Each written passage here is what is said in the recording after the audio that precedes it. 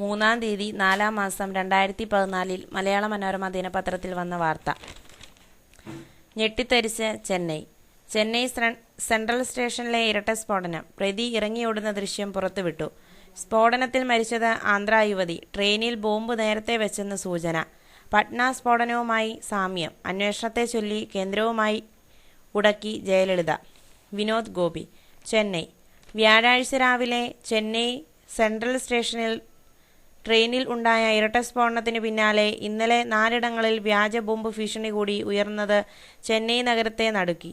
Central railway സ്റ്റേഷനിലെ 9-ാം പ്ലാറ്റ്ഫോമിൽ വ്യാഴാഴ്ച രാവിലെ 7:15-ന് മാംഗ്ലൂർ ഗുവാഹത്തി എക്സ്പ്രസ് എത്തിയപ്പോഴായിരുന്നു ഇരട്ട സ്ഫോടനം. സംഭവത്തിൽ ബാംഗ്ലൂരിലെ IT സ്ഥാപനത്തിൽ ജോലി ചെയ്യുന്ന ആന്ധ്രാപ്രദേശിലെ ഗുണ്ടൂർ സ്വദേശിനി സ്വാതി 24 കൊല്ലപ്പെടുകയും 14 പേർക്ക് പരുക്കേൽക്കുകയും ചെയ്തിരുന്നു. S4, S5 കോച്ചുകളിലാണ് ഒന്നിനു പിന്നാലെ മറ്റൊന്നായി താരതമ്യേന ശക്തി കുറഞ്ഞ സ്ഫോടനം നടന്നത്. ട്രെയിൻ ചെന്നൈയിലെത്തിയപ്പോൾ ഒരാൾ ഇറങ്ങി ഓടുന്നതിന്റെ വീഡിയോ ദൃശ്യങ്ങൾ അന്വേഷണ സംഘം പുറത്തുവിട്ടു. ചെന്നൈക്ക് മുൻപുള്ള സ്റ്റേഷനിൽ വെച്ചാണ് ട്രെയിനിൽ ബോംബ് സ്ഥാപിച്ചതെന്ന് വ്യക്തമായിട്ടുണ്ട്. ടൈമർ ഉപയോഗിച്ചുള്ള സ്ഫോടനത്തിൽ അമോണിയം നൈട്രേറ്റാണ് ഉപയോഗിച്ചതെന്നും കണ്ടെത്തി. ഇന്ത്യൻ മുജാഹിദീൻ IM നടത്തുന്ന സ്ഫോടനങ്ങളോട് സാമ്യമുണ്ട്. കഴിഞ്ഞ ഒക്ടോബറിൽ പട്നയിലുണ്ടായ സ്ഫോടനത്തിൽ ഉപയോഗിച്ചതിന് സമാനമായ വസ്തുക്കളാണ് ഉപയോഗിച്ചത്. സംഭവത്തിനു പിന്നിൽ ഇന്ത്യൻ മുജാഹിദീൻ ആണെന്നാണ് പ്രാഥമിക വിലയിരുത്തൽ. ഭീകരവാദ സംഘടനകളുടെ കർണാടകയിലെ കണ്ണികളുടെ സഹായവും ബോംബ് സ്ഥാപിക്കുന്നതിന് ലഭിച്ചിട്ടുണ്ടെന്നാണ് CBCID സംഘം കരുതുന്നത്. ട്രെയിനിൽ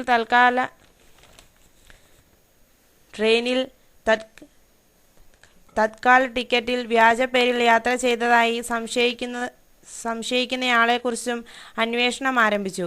ഇതിനിടെ അന്വേഷണത്തിന് ദേശീയ അന്വേഷണ ഏജൻസിയുടെ NIA സഹായം വേണ്ടെന്ന തമിഴ്നാട് സർക്കാർ നിലപാട് കേന്ദ്രവും സംസ്ഥാന സർക്കാരും തമ്മിലുള്ള ഏറ്റുമുട്ടലിലേക്ക് നീളുകയാണ്.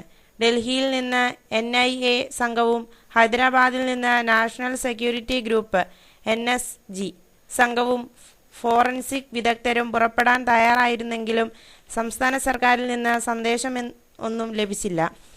പിന്നീട് മുഖ്യമന്ത്രി ജയലളിത CBCID അന്വേഷണത്തിന് ഉത്തരവിടുകയും ചെയ്തു. ഇതേസമയം തെളിവ് ശേഖരണത്തിന് NIA നിയോഗിച്ചതായി കേന്ദ്ര ആഭ്യന്തരമന്ത്രി സുശീൽ കുമാർ ഷിൻഡെ അറിയിച്ചു.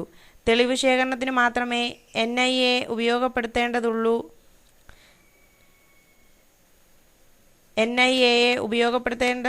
എന്ന ജയലളിത സർക്കാരിന്റെ നിലപാടിനെ തുടർന്നാണിത്. ഇതിനിടെ കഡലൂരിൽ വ്യാഴാഴ്ച രാജസ്ഥാൻ പോലീസിന്റെ അറസ്റ്റിലായ ഇന്ത്യൻ മുജാഹിദീൻ സംഘാംഗം അഷ്റഫ് അലിയെ 40 കസ്റ്റഡിയിൽ വിട്ടു. രാജസ്ഥാനിലെ ജോധ്പൂരിൽ ഭീകരവാദ പ്രവർത്തനത്തിനു വേണ്ടി സ്ലീപ്പർ സെല്ലുകളെ ഏകോപിപ്പിച്ചിരുന്നതിനാൽ നിർണായക കണ്ണിയാണ് അഷ്റഫ് അലി.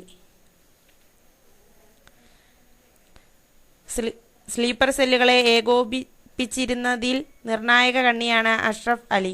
ചെന്നൈ സ്ഫോടനവുമായി അലിക്ക് ബന്ധമുണ്ടെന്ന് കണ്ടെത്താനായിട്ടില്ല.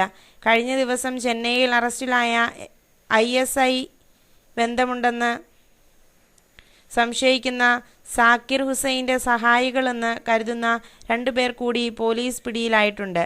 ശിവബാലൻ 39, ശ്രീലങ്കൻ തമിഴ് വംശജൻ മുഹമ്മദ് സലീം 37 എന്നിവരെയാണ് അറസ്റ്റ് ചെയ്തത്. ഇവർക്കും സ്ഫോടനവുമായി ബന്ധമുണ്ടെന്ന് സ്ഥിരീകരിക്കാൻ കഴിഞ്ഞിട്ടില്ല. ചെന്നൈയിലെ 4 ഇടങ്ങളിലാണ് ഇന്നലെ വ്യാജ ബോംബ് ഭീഷണിയുണ്ടായത്. പ്രമുഖ ഷോപ്പിംഗ് മാൾ ഉൾപ്പെടെയുള്ള സ്ഥലങ്ങളിൽ ബോംബ് വെച്ചിട്ടുണ്ടെന്നുള്ള സന്ദേശത്തെ തുടർന്ന് പോലീസും ബോംബ് സ്ക്വാഡും അരിച്ചുപിറക്കിയെങ്കിലും ഒന്നും കിട്ടിയില്ല. സ്ഫോടനത്തിന്റെ പശ്ചാത്തലത്തിൽ ചെന്നൈയിൽ സുരക്ഷ ശക്തമാക്കി. 15,000 പോലീസുകാരെയാണ് നഗരത്തിൽ വിന്യസിച്ചിട്ടുള്ളത്. കേരളത്തിലേതുൾപ്പെടെ ദക്ഷിണേന്ത്യയിലെ തന്ത്രപ്രധാന കേന്ദ്രങ്ങളിൽ സുരക്ഷ ശക്തമാക്കാൻ കേന്ദ്ര ആഭ്യന്തര സുരക്ഷാ വിഭാഗം നിർദ്ദേശം നൽകിയിട്ടുണ്ട്. സംസ്ഥാനത്തെ 39 വോട്ടെണ്ണൽ കേന്ദ്രങ്ങളിലും സുരക്ഷ ശക്തമാക്കാൻ മുഖ്യ തെരഞ്ഞെടുപ്പ് ഓഫീസർ പ്രവീൺ കുമാർ നിർദ്ദേശം നൽകി. ഒരു വോട്ടെണ്ണൽ കേന്ദ്രത്തിന് ഒരു സമയം 360 സുരക്ഷാ ഉദ്യോഗസ്ഥരുടെ കാവലാണുള്ളത്. 3 തലങ്ങളിലായി അർദ്ധസൈനിക വിഭാഗങ്ങൾ ഉൾപ്പെടെയുള്ളവരുടെ സുരക്ഷയാണ് ഏർപ്പെടുത്തിയിട്ടുള്ളത്. ബർത്തിനടിയിൽ ബോംബുണ്ടെന്നറിയാതെ മംഗല്യ സ്വപ്നങ്ങളുമായി സ്വാതി ഉറങ്ങി. സ്വന്തം ലേഖകൻ. ചെന്നൈ. ആദ്യ ശമ്പളവുമായി വിവാഹ നിശ്ചയത്തിന് ജോലി സ്ഥലത്ത് നിന്ന് വീട്ടിലേക്ക് പോയ പെൺകുട്ടിയാണ് വ്യാഴാഴ്ച രാവിലെ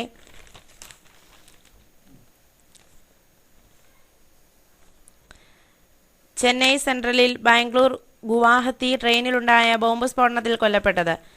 ഞാൻ ഉച്ചയോടെ എത്തും, എന്നിട്ടാകാം ആഘോഷങ്ങൾ, ഭക്ഷണമൊക്കെ ഗംഭീരമാക്കണം. ടി സി എസ് ജീവനക്കാരിയായ ഗുണ്ടൂർ സ്വദേശിനി സ്വാതി പരിച്ചുരി ബാംഗ്ലൂരിൽ നിന്ന് ട്രെയിൻ കയറുന്നതിന് മുൻപ് അമ്മയോട് പറഞ്ഞു. പക്ഷേ കാത്തിരുന്ന അമ്മയുടെ മുന്നിൽ സ്വാതി എത്തിയത് ജീവനില്ലാതെ. IT രംഗത്ത് അറിയപ്പെടുന്ന വിദഗ്ധയായി മാറണമെന്ന് ആഗ്രഹിച്ചാണ് എഞ്ചിനീയറിംഗ് ബിരുദധാരിയായ സ്വാതി TCSൽ ജോലിക്ക് കയറുന്നത്.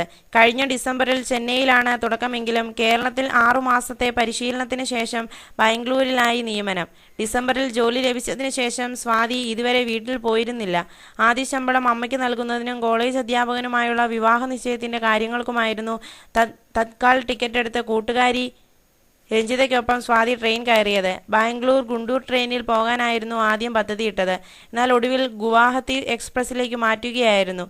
S4ലാണ് ടിക്കറ്റ് ലഭിച്ചതെങ്കിലും അവിടെ കയറിയ ഒരു കുടുംബത്തിൻ്റെ അഭ്യർത്ഥന പ്രകാരമാണ് ഇവർ S5ലേക്ക് മാറുന്നത്. സ്വാതി ലോവർ ബെർത്തിലും രഞ്ജിത അപ്പർ ബെർത്തിലുമായിരുന്നു. സ്വാതി കിടന്ന ബെർത്തിനടിയിലാണ് സ്ഫോടനം നടന്നത്. എല്ലാ ഒരുക്കങ്ങളും നടത്തി അവൾക്കായി മരണം സെൻട്രൽ സ്റ്റേഷനിൽ കാത്തുനിന്നതുപോലെ.